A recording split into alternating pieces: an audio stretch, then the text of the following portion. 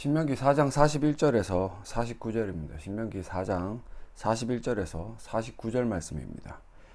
그때 모세가 요단 이쪽 해 돋는 쪽에서 세 성읍을 구별하였으니 이는 과거에 원한이 없이 부지 중에 살인한 자가 그것으로 도피하게 하기 위함이며 그중 한 성읍으로 도피한 자가 그의 생명을 보존하게 하기 위함이라. 하나는 광야 평원에 있는 베셀이라. 르우벤 지파를 위한 것이요 하나는 길르앗 라못이라.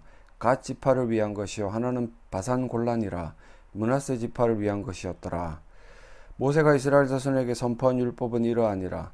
이스라엘 자손이 애굽에서 나온 후에 모세가 증언과 규례와 법도를 선포하였으니 요단 동쪽 벳볼 맞은편 골짜기에서 그리하였더라. 이 땅은 헤스본에 사는 아모리 족속의 왕 시온에게 속하였더니 모세와 이스라엘 자손이 애굽에서 나온 후에 그를 쳐서 멸하고 그 땅을 기업으로 얻었고 또 바산 왕 옥의 땅을 얻었으니 그 두 사람은 아모리 족속의 왕으로서 요단 이쪽 해 돋는 쪽에 살았으며 그 얻은 땅은 아르논 골짜기 가장자리 아로엘에서부터 시온산 곧 헤르몬 산까지요 요단 이쪽 곧 그 동쪽 온 아라바니 비스가 기스갈의 아라바의 바다까지이니라. 아멘. 날씨가 무척 덥습니다. 이번 주에도 계속 더웠고, 지난주에도 계속 더웠고, 이번 주에는 특히 폭염이 40도에 육박하는 폭염까지 동반해서 너무 덥다라고 하니까 여러분들은 건강을 좀 챙기셔야 되고, 그리고 또 코로나가 아직 잠잠해질 기미가 보이지 않습니다. 우리가 백신을 맞기는 맞지만 백신을 맞은 사람도 지금 코로나에 걸리는 그런 어떤 변이가 발생을 하기 때문에 참 조심하고 또 조심하고 조심해서 이제는 더 이상 우리가 세상으로부터 모욕을 받아서는 안 되는 그런 어떤 위치에 있음을 다시 한번 더 깨달으셨으면 좋겠어요. 제가 왜 이런 말씀을 드리냐면 우리가 늘 세상과 교회는 이분법적으로 딱 구분이 되어져서 교회는 거룩한 곳이고 세상은 좀 속된 곳이다. 그래서 우리가 세상에서는 너무나 힘겹게 살아가고 세상의 어떤 법도대로 살기를 좀 원하는 그런 어떤 모습들이 있거든요. 그래서 일주일에 한 번 정도 교회에 나와서 교회는 거룩한 곳이다. 그래서 무언가 재충전 받아 가려는 그런 어떤 삶의 패턴을 보이는 게 지금까지의 우리네 모습이었습니다. 근데 하나님께서는 이 신명기서의 말씀을 통해서 계속해서 우리에게 주시는 메시지는 그거예요. 세상과 물론 약속의 땅인 가나안이 구분이 되어 있기는 하지만 그걸 특별하게 하나님께서는 세상은 속된 곳이고 가나안 땅은 거룩한 곳이다. 그래서 너희가 가나안 땅에서만 살아라라는 명령은 따로 주신 적은 없다라는 거죠. 약속의 땅인 가나안으로 이스라엘을 이끌어 들이시고자 하는 하나님의 그 계획 아래 지금 이 어떤 일들이 진행되고 있기 때문에 그렇다면 오늘 본문에 등장하는 것처럼 우리가 계속해서 살펴본 것처럼 요단 동편, 그러니까 요단강을 건너기 전에 약속의 땅인 가나안에 들어가기 전에 이스라엘 백성들이 요단 동편에 정착을 해서는 안 되는 이야기거든요. 그죠? 무조건 속되다라는 표현, 부정하다라는 어떤 묘사로 인해서 이 땅을 그렇게 폄하하기 시작한다면 하나님의 통치는 결국 가나안에 밖에 미치지 않는 굉장히 제한된 그런 어떤 요소가 될 뿐이다. 하나님이 정말 그렇게 제한적으로 교회만을 사랑하시고 세상에는 어떤 사랑을 보여주시지 않는 분입니까? 그렇다면 성도들이 세상에 나가서 살아가야 될 하등의 이유는 없는 겁니다. 그냥 교회에서 살다가 굶어 죽으면 되는 거예요. 죄송한 말씀인데 그렇지만 우리가 모든 예수 그리스도의 통치가 미치는 곳이 하나님 나라이다라고 우리가 공부를 하고 있기 때문에 오늘 본문에 등장하는 것처럼 이 세상 가운데 요단을 건너기 이전의 요단 동편에도 미치는 하나님의 은혜가 무엇이고 그 하나님의 은혜를 통해서 과연 하나님께서 목적하시는 바가 무엇인지를 조금 깨달아 본다면 우리가 지금 이 2021년도에 세상에서 살아가는 그리스도인들이 어떻게 살아가야 되는가에 대한 약간의 좀 해안을 얻을지 않을까라는 생각을 하거든요. 41절에 그때 모세가 요단 이쪽 해 돋는 쪽에서 세 성읍을 구별하였다. 그죠? 아직 가나안에 입성하기 전인데 세 성읍을 구별하여서 도피성을 짓습니다. 그죠? 도피성을 만들어서 이 도피성에 피할 수 있는 사람이 뭐냐면 42절에 과거에 원한이 없이 부지 중에 살인한 자, 즉 과실치사, 어떠한 계획성도 없고 고의성도 없고 실수로 사람을 해쳤는데 그 사람이 죽어버렸습니다. 그렇다면 이때 당시 때 고대 근동의 문화에 보면 눈에는 눈, 이에는 이, 이게 성경에 나온 말씀이지만 이때 당시 때에도 유행하던, 유행이라기보다도 그냥 정당하게 펼쳐지던 보복의 법칙이었어요. 그래서 하지만 그 실수로 인한 살인의 죄에 대해서 하나님께서 은혜를 베푸시고 그들에게 피할 수 있는 도피 성읍을 만들어 놓으셨다. 그리고 42절 하반절에는 그의 생명을 보전하게 하기 위함이다 라고 말씀을 하시면서 이 은혜 가운데 무언가 하나님께서의 어떤 계획들을 우리들에게 보여주시는데, 뭐 약속의 땅인 가나안에 입성하기 전의 상태에서 우리가 모세도 신명기 4장 22절에 보시면 나는 이 땅에서 죽고 요단을 건너지 못하려니와 너희는 건너가서 그 아름다운 땅을 얻는다. 그럼 모세는 지난번에도 살펴본 것처럼 어떤 실수라기보다도 죄악으로 인해서 하나님께 어떤 벌을 받는 거죠. 그죠? 이 벌을 받는 상태에서 가나안에 들어가지 못하는데, 그렇다면 이 모세가 그럼 속된 상태에서 죽었느냐, 가나안에 들어가지 못했기 때문에 그는 실패했느냐 라고 질문한다면 그건 아니라는 거죠. 그리고 오늘 본문에 등장하는 것처럼 요단을 건너가기 이전에 이미 세 성읍을 구별하여서 43절에 루벤 지파, 갓 지파, 므낫세 지파를 위해서 이렇게 성읍을 구별해서 그들을 정착하게 만들었던 거죠. 그러면서 이제 도피성이라는, 이 도피성은 요단을 건너기 이전에도 세 성읍이 있었고, 세 개가 있었고, 요단을 건너고 난 이후에 가나안 땅에도 세 개가 있어서 그 동일한 어떤 도피처가 있음으로 말미암아 가나안에 살든지 요단을 건너가기 전에, 즉 가나안에 들어가기 전에 어떤 성읍에 살든지 간에 하나님의 은혜는 동일하게 미치고 있다라는 사실을 우리들에게 보여주는 겁니다. 물론 이 도피성읍을 기독론적으로 바로 예수 그리스도와 연결을 짓는 분들이 많은데, 그렇게 좀 넘어가기에는 굉장히 조금 위험하고 영예적인 요소가 있다. 다만 우리가 깨달아야 되는 것은 가나안이 아니라 세상이라는 곳에서 살던 이스라엘 민족들이지만 그들을 하나님께서는 구별하시고 하나님께서 그들과 함께 하시고 그 가나안 땅 안에 있는 은혜의 요소를 동일하게 부어주심으로 말미암아 이들이 이 가나안 땅은 아니지만 요단을 건너기 이전의 땅에서 또한 하나님 나라의 백성으로 세상 가운데 모범이 될 수 있도록 도우시고 있다는 사실을 우리가 깨달을 수 있다는 거죠. 그래서 무조건 세상은 속하다, 세상은 더럽다, 그렇게만 우리가 뭔가 막 조금 염세적으로 판단할 것이 아니라, 비관적으로 판단할 것이 아니라, 하나님께서는 그 세상 가운데 있는 이 세 지파를 통해서도 무언가 이루실 뜻이 있었기 때문에, 세상 가운데 보여주시고자 하는 섭리가 있었기 때문에 그들을 두셨고, 그들을 그냥 두신 것이 아니라 하나님께서는 그들과 함께 하심으로 동일한 은혜를 부어 주셔서 이 세상에서도 충분히 살아갈 수 있도록 하나님께서는 새 힘을 계속 부어주고 계신다. 그래서 우리가 이 세상에 나가 살아가는 어떤 환경 가운데서도 그걸 딱 구별을 해가지고, 세상은 참으로 하나님의 은혜가 없고 하나님께서 함께 하시지 않는 곳, 위험한 곳, 두려운 곳, 내가 자칫 잘못하면 정신을 잠시라도 놓으면 무언가 타락하고 엄청나게 피해를 볼 것이다 라고 생각을 해서는 안 된다라는 거죠. 그렇게 우리가 만약에 판단을 한다면 지금 이 요단을 건너기 전에 이 세 지파는 저주를 받은 거고 하나님의 사랑을 받지 못한 존재라고 밖에 판단을 할 수가 없습니다. 하지만 제가 조금 전에 말씀을 드린 대로 이 도피성, 그 가나안 땅 안에도 있었던 도피성, 그 요단을 건너기 이전에 이 땅에도 도피성은 존재했고, 하나님은 이 세 지파, 루벤, 갓, 므낫세 지파가 그 땅에서도 잘 살면서 하나님의 뜻을 발현해내는, 실현하는, 하나님의 뜻 가운데 순종하면서 살아갈 수 있도록 도우시는 분이다라는 사실을 우리가 명심을 해야 됩니다. 그래서 한 번 더 말씀을 드리지만, 이것은 결국 구약의 시대에만 그렇게 주어지는 메시지가 아니라 예수께서도 뭐 유대인들에게, 그리고 그 초대교회 당시에 그 모든 자들에게 명령을 하셨습니다. 사도행전 1장 8절에 오직 성령이 너희에게 임하시면 너희가 권능을 받고 예루살렘과 온 유대와 사마리아와 땅끝까지 이르러 내 증인이 되리라.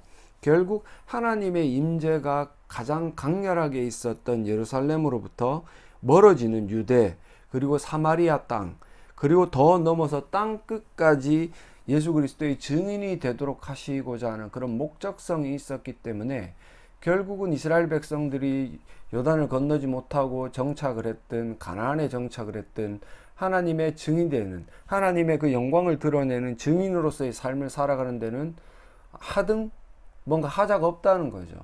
하나님의 은혜가 동일하게 부어져 있었고, 하나님은 뭐 그 요단을 건너기 이전의 세 지파나 요단을 건너고 가나안에 들어간 나머지 지파에 공히 함께 하시는 하나님이셨고, 그들을 지키시며 하나님의 뜻을 실현할 수 있고 또한 모범이 될 수 있도록 계속해서 새 힘을 부어주시는 분이었기 때문에, 새 은혜를 주시는 분이었기 때문에 그런 것들을 우리가 딱 구분지어서 세상은 나쁜 곳, 교회는 좋은 곳 이렇게 판단할 필요는 없다라는 겁니다.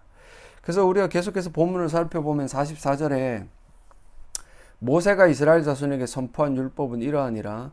이스라엘 자손이 애굽에서 나온 후에 모세가 증언과 규례와 법도를 선포하였으니 요단 동쪽 벳부올 맞은편 골짜기에서 그리하였다. 모세가 지금 가나안에 들어가기 전에 율법을 선포했고, 또 이 그 장소에 대한 것들은 46절에 요단 동쪽 벳부올 맞은편 골짜기, 즉 가나안에 들어가기 이전에 이 율법, 하나님의 거룩한 법을 선포했다라는 사실을 성경은 기록을 하고 있는 겁니다.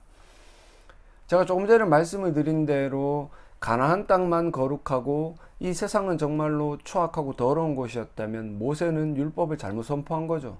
그리고 그 요단 동쪽 동편에 세 지파를 둔 것 또한 잘못한 거죠. 그죠? 왜 그러냐면 그곳이 더러운 곳이라면 그곳에는 아무도 두어서는 안 되고 가나안 땅 안으로 다 들여야 되고 율법 또한 가나안 땅 안에서 선포가 되어야 되는데, 지금 보시면 알겠지만 요단을 건너기 이전에 동편 땅에 세 지파가 정착을 했고 거기에 도피성도 두었고 율법까지 선포하는 모세의 행위를 통해서 우리가 보았을 때는 하나님의 뜻이라는 것이 결국 가나안 안에만 머무르는 것이 아니라 지금은 구약의 시대이기 때문에 조금 협소한 지역에 머무르고 있지만, 우리가 조금 전에 살펴본 것처럼 예수가 오신 이후에 이 모든 것들이 땅끝까지 확장되는, 하나님 나라가 땅끝까지 확장되는 역사를 말씀을 통해 우리들에게 보여주시기 때문에 결국은 우리가 너무나 이분법적으로 나누어서 그렇게 조금 뭐라 그래야 돼요, 너무 협소하게 좀 편협하게 해석을 할 필요는 없다라는 겁니다. 로마서 7장 12절에 보시면 이로 보건대 율법은 거룩하고 계명도 거룩하고 의로우며 선하다. 즉 우리가 흔히 생각하듯이 거룩하지 않은 땅에서 모세는 거룩한 하나님의 율법을 선포했습니다. 그럼 모세가 잘못되었거나 아니면 우리의 판단이 잘못된 거죠. 물론 세상이 선하다라고 말씀을 드리고자 하는 건 아니에요. 하지만 그 세상 가운데서도 이 거룩한 법인 율법을 가지고 들어가서 살아가는 하나님의 백성이 있다면 그것이 하나님 나라가 되는 것이고, 그 하나님 나라 안에서 이 율법을 통해 살아가기에 부족함이 없도록 하나님은 은혜를 부으신다라는 사실을 우리가 명심을 해야 된다는 거죠. 이런 어떤 것들, 세상에 그렇다라고 지금 우리로 따지자면 그리스도인들이 교회 안에서만 머물 수가 있습니까? 뭐 저도 교회에서 사역을 하던 사람이었지만 지금은 세상 나가서 세상에서 살아가고, 물론 느껴요. 제가 교회에서 사역을 할 때는 이만큼 뭔가 이렇게 압박이 없단 말이에요. 세상의 어떤 뭐 풍파라든지 세상이 주는 뭐 어떤 협박이라든지, 협박이라고 좀 하기엔 그렇지만 그들의 문화가 직간접적으로 미치는 영향에 대해서는 그렇게 노출이 심하지는 않았단 말입니다. 근데 제가 세상에 나가서 교회라는 곳을 떠나서 세상에서 일을 하면서 살아보니까 이게 만만치는 않다. 만만치는 않지만 제가 또 드리고 싶은 말씀은 불가능하고 뭔가 매번 져야 될 만큼 힘들지는 않다라는 거죠. 예전에 우리의 선배들이 이야기했던 것처럼 세상은 호락호락하지가 않다. 세상은 굉장히 힘들고 녹록한 삶을 살아갈 때가 아니다라고 이야기를 했습니다. 물론 맞습니다. 맞지만 그들이 가지고 있는 그 생각의 저변에는 하나님의 법인 거룩한 율법을 통해서 세상을 변화시키고자 하는 힘이 없음을 스스로 인정하는 그런 어떤 무능함이 존재를 하는 거거든요. 이 율법은 거룩하고 계명도 거룩하고 의롭고 선하다. 그러면 우리가 어떤 곳에 있더라도 이 율법대로만 살아가면 내가 살아가는 곳이 세상의 핵심 가운데, 아니면 그 예루살렘을 떠나서 광야에 있더라도 그곳은 거룩하고 의롭고 선한 곳이 된다. 이 메시지를 우리가 알고 있어야 되고, 기독교인이고 하나님의 백성이고 예수 그리스도의 통치를 받는 사람이면 어떤 곳에 가더라도 이 최고의 법인 율법이 삶의 기준이 되어야 된다는 사실을 말씀을 드리고 싶다는 거죠. 세상에서는 그저 뭐 로마에 가면 로마법을 따라라, 그것이 오히려 더 현명하고 지혜롭고 굉장히 뭔가 여유로운 삶을 영위할 수 있을 것처럼 이야기를 하지만, 이 기독교인들은 어디를 가나 어디를 가서라도 그들이 따라야 하는 법은 이 거룩한 율법밖에 없다라는 말씀을 드리고 싶은 거예요. 그렇다고 이 율법을 지켜서 무언가 거룩함에 이르고 구원을 받고자 하는 그 율법주의를 표방하고 말씀을 드리는 게 아니라, 구원을 받은 하나님의 백성이라면 편협하게 이분법적으로 성속 이원론으로 나누어서 세상 가운데서는 참으로 살기가 힘드니까 세상을 등한시하고 거부하고 뭔가 기피하거나 그렇게 살아가는 게 아니고, 아니면 아예 세상에서는 세상법을 따라 타락하고 그 세상의 방법대로 살아가도록 종용하는 것이 아니라, 그런 곳에서도 이 율법을 따라 살아감으로 말미암아 하나님의 영광을 드러내고 하나님 나라의 확장을 도모할 수 있어야 된다는 말씀을 드리고 싶은 거예요. 제가 앞부분에 말씀을 드렸던 것처럼 도피성이라는 하나님의 은혜의 수단이나 하나님께서는 지금 율법을 통해서 함께 하시는 그 어떤 모습들, 임마누엘의 그런 어떤 모습들을 통해서 우리에게 보여주시고자 하는 것은, 너희가 어디를 가든지 내가 너와 함께하고 너가 이 거룩한 법인 율법을 통해서 세상 가운데서 나의 영광을 드러낼 수 있게 하겠다는 하나님의 분명한 목적성이 있음을 우리가 알아야 된다는 거죠. 시편 119편 1절에서 5절 좀 길지만 읽어 드릴게요. 행위가 온전하여 여호와의 율법을 따라 행하는 자들은 복이 있음이여, 여호와의 증거들을 지키고 전심으로 여호와를 구하는 자는 복이 있도다. 참으로 그들은 불의를 행하지 아니하고 주의 도를 행하는도다. 주께서 명령하사 주의 법도를 주의 법도를 잘 지키게 하셨나이다. 그죠? 앞부분은 결과론적인 거죠. 표면적으로 드러나는 거예요. 행위가 온전하고 여호와의 율법을 따라 행하는 자들은 복이 있다. 그리고 여호와의 증거들을 지키고 전심으로 여호와를 구하는 자는 복이 있다. 근데 중요한 거는 4절에 나온 주께서 명령하사 주의 법도를 잘 지키게 하셨다. 하나님의 은혜가 그들에게 있고 그 은혜가 있었기에, 즉 그들이 하나님께서 셈을 부어주셔서 이 율법을 지키게 하셨기에 율법을 지켰고, 그렇게 율법을 지키는 자들에게 복이 있다. 5절에 내 길을 굳게 정하사 주의 율례를 지키게 하소서. 시편 기자가 분명히 하나님 앞에 율법을 지키게 해달라고 간구하는 모습들을 우리들에게 보여주고 있는 겁니다.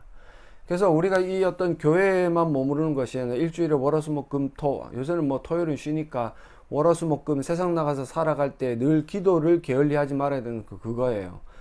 주님, 내게 셈을 주셔서 내가 세상 어떤 환경, 어떤 곳에 놓여 있더라도 거룩한 법인 율법을 지켜서 내가 참되게 복받은 자, 하나님의 거룩한 백성이라는 사실을 만방에 드러내게 하시옵소서. 그래서 내가 그 복으로 이 땅 가운데 하나님 나라를 확장시키고 죽어가는 영혼들 가운데 작게나마 영향을 미칠 수 있는 그런 거룩한 하나님의 백성이 되게 하시옵소서 라고 기도를 하는 게 우리들에게 필요하다는 거죠. 늘 엎드려 기도하면 자꾸 복 달라 기도하고 자녀들 잘 되게 해달라고 기도하고 그렇게 기복적으로 기도를 할 게 아니라, 이런 어떤 말씀을 우리가 받아들였으면 이 말씀대로 살아갈 수 있는 힘으로 하나님의 영광을 드러내게 해달라고 기도를 좀 하는 게 정상적인 성도 아니겠습니까? 그래서 우리가 오늘 본문에 계속 살펴보는 것처럼 비록 세상이지만 하나님의 은혜는 거기에 계속 미치고 있고 하나님의 이끄심도 있고 하나님의 세임을 부어주심도 있어서 이 거룩한 율법 또한 세상 가운데 영향을 미치는 그런 어떤 일들을 통해서 하나님은 결국 하나님께서 영광 받으시고 오늘 46절 뒷부분에 계속해서 나오는 것처럼 승리의 어떤 삶을 살도록 하시라는 하나님의 목적을 우리에게 보여주신다는 거죠. 자, 세상 가운데 하나님의 은혜가 있고 그 가운데서 율법이 선포되었고 이 율법을 지킬 수 있도록 하나님께서 세임을 부어주시는 이유는 뭐냐? 46절 뒷부분에 보시면 이 땅은 헤스본에 사는 아모리 족속의 왕 시온에게 속하였더니 이방 민족의 왕에게 속하였는데 모세와 이스라엘 자손이 애굽에서 나온 후에 그를 쳐서 멸했다. 즉 승리했다. 그 땅을 기업으로 얻었고 또 바산 왕 옥의 땅을 얻었으니 그 두 사람은 아모리 족속의 왕으로서 요단 이쪽 해 돋는 쪽 지금 이스라엘이 머물러 있는 그 땅입니다. 살았으며 그 얻은 땅은 아르논 골짜기 가장자리 아로엘에서부터 시온산 곧 헤르몬산까지의 요단 이쪽 곧 그 동쪽 온 아라바니 굉장히 넓은 지경을 의미하는 거죠. 비스가 기스갈의 아라바이 바다까지냐라고 이야기를 하면서 결국은 지금 하나님께서 모든 우리가 계속해서 신명기의 말씀을 통해 살펴본 것처럼 하나님께서 승리케 하셨고 하나님의 그 은혜로 이 땅을 차지한 이스라엘 백성들은 결국 죄송합니다. 승리라는 목적성을 계속해서 유지하면서 자기들이 그 땅에서 또한 계속해서 승리의 삶을 살도록 하시려는 하나님의 목적이 있다. 즉 은혜를 부어주시고 율법을 주셔서 그 비록 가나안은 아니지만 그 어떤 요단 동편에서 또한 살아가게 하셔서 결국 보여주시고자 하는 게 뭐냐면 이 땅은 승리의 땅이요 나는 승리의 민족으로서 지금 이곳에서 살며 기동하고 있다. 여호와의 그 신실하심에 기인하여 내가 기동하며 살아가고 있다. 그 삶의 모습들을 보여주고자 지금 하나님께서는 모세를 통해 지금 새 지파를 정착케 하셨고 율법을 선포하고 있는 겁니다. 요한일서 5장 4절을 보시면 무릇 하나님께로부터 난 자마다 세상을 이기느니라. 즉 하나님께로 났다라는 말은 성령의 은혜로 거듭났음을 가리키는 거죠. 그죠? 그 거듭난 자마다 세상을 이기는데 그 세상을 이기는 승리의 비결이 뭐냐면 믿음이다. 이 믿음이라는 것은 승리할 수 있는 비결인데 이 믿음은 세상 어디에 속해 있든지 간에 하나님의 거룩한 법인 율법에 따라 살아갈 수 있도록 하는 방법이죠. 이 믿음이 있어야만 율법을 따라 살아가면서 세상 가운데서도 하나님 나라를 확장하고 하나님의 영광을 드러내고 하나님의 이름에 먹칠하지 않게 만드는 그런 어떤 일들을 감당할 수 있다라는 겁니다. 즉 여러분들이 세상에 나가서는 세상의 법도대로 살아가고 마음껏 살다가 교회에 와서 찌질찌질거리는 것은 여러분들이 즉 믿음이 없고 믿음이 없다라는 것은 승리를 절대로 할 수 없는 그런 어리석은 존재라는 사실을 의미하는 거예요. 이 말씀이 여러분들에게 주는 메시지를 통해 깨달아야 되는 것은 내가 과연 세상에서도 하나님의 말씀에 순종할 수 있도록 예수님의 통치에 순종할 수 있도록 애를 쓰고 있느냐. 물론 제가 100%를 요구하는 건 절대로 아니다라고 늘 말씀을 드립니다. 100%는 아니지만 내 삶의 전제가 이 거룩한 예수 그리스도의 말씀에 순종하려는 의지가 있느냐. 그래서 내가 세상과는 정확하게 구별된 삶을 살려고 애를 쓰고 있느냐. 그것이 내 자랑이 아니라 여호와의 신실하심에 기인하여서 기동하는 은혜의 빗대 은혜에 기대어 내가 살아가고 있는 존재인가.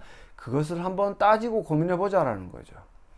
그렇게 살아갈 때 과연 우리의 삶이라는 것이 어떤 형태로 살아가는가. 세상에서는 세상의 법도대로 그래서 정말 힘겹게 살다가 아니면 무감각하고 너무나 방탕하고 너무나 어이없이 살아가다가 일주일에 한번 교회에 와서 엎드려 회개도 안 하죠. 그냥 그 자리에 나와 있음으로 무언가 이렇게 퉁쳐버리는 그런 어떤 삶을 살아가고 있느냐. 그 자는 절대로 승리의 삶을 살고 있다라고 말씀을 못 드립니다.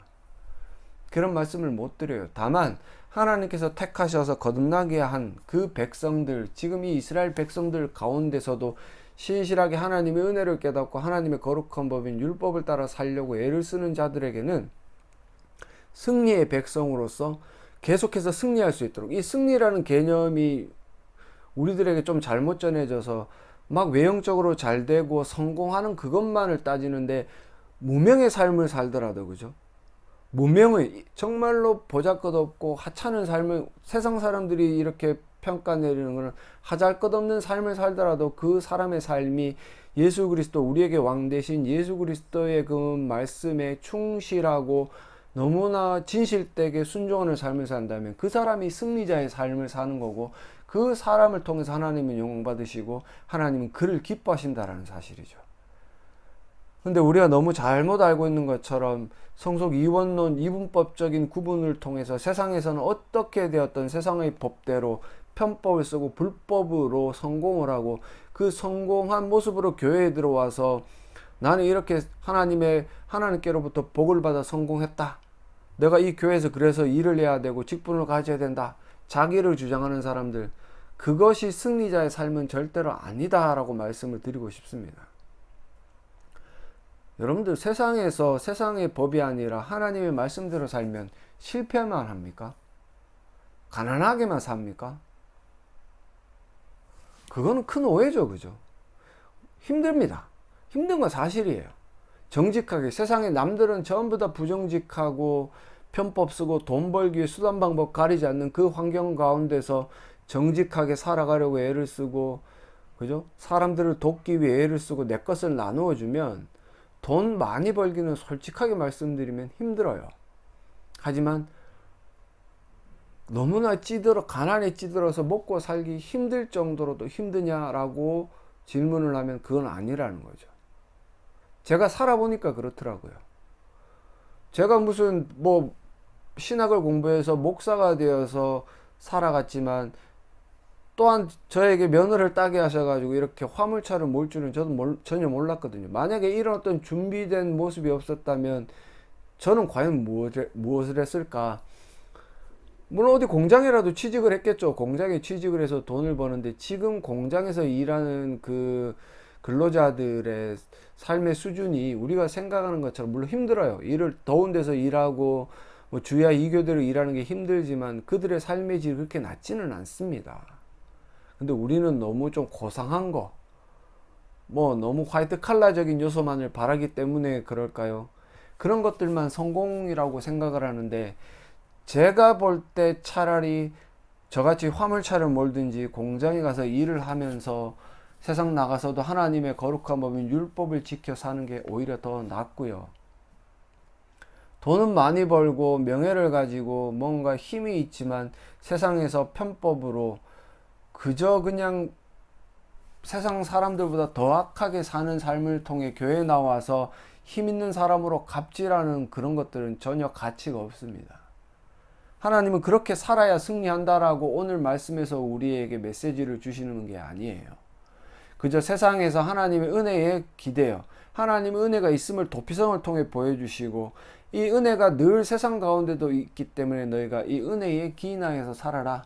근데 율법은 당연히 지켜야 된다. 그게 거룩한 하나님의 법이고, 그 율법을 지키는 삶이 바로 승리자의 삶이요, 하나님께서 기뻐하시는 삶이다.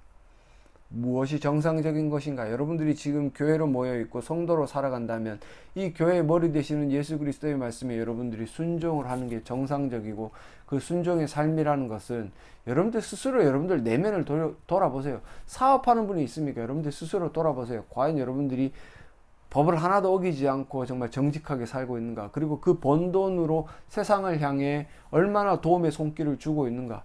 그래서 그것이 하나님 나라의 삶이고 초대교회의 삶의 모습이라면 그것이 여러분들의 삶을 통해서도 드러나야 되는데, 분명 그런 삶들이 있는가?